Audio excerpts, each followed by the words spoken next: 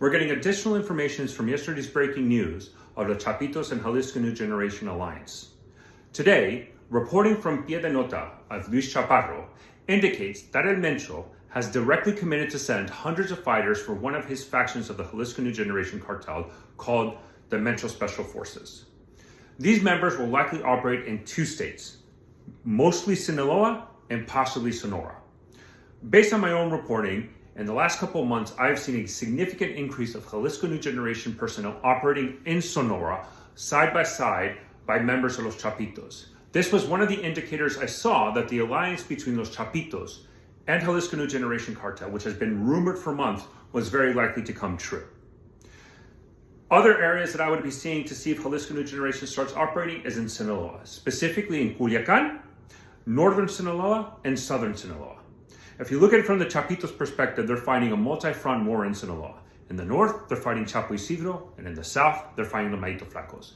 Are we going to see in short time members of the Jalisco New Generation cartel deployed to Sinaloa, either to fight in northern Sinaloa against los Chapo Isidros or in southern Sinaloa to fight against Mayito Flacos? But it's very likely that in short time order, the Jalisco New Generation cartel will be very active in Sinaloa, which is a huge development, as this has always been the historical heartland of the Sinaloa cartel. Lastly, the one area that I would be looking on is how does Mayito Flaco respond? We've seen him have a very successful campaign against CJNG in Zacatecas, and he has fought against CJNG in Chiapas, in Nayarit, which in those two states, it's more of a stalemate. Do we see Mayito Flaco expand his offensive operations against Los Jalisco New Generation cartel, or does he try to prioritize Sinaloa against Los Chapitos? There's a lot of questions left unknown, and there's a lot of developments that still need further answer. Lastly, I'll end with this point. One of the key questions that I'm looking for is what is the role of Mario Gonzalez play in this new alliance? Mario Gonzalez is a member of the Sinaloa cartel who historically is very well connected with Los Chapitos and who's been fighting a very violent conflict against CJNG, specifically in Teocatliche, Jalisco.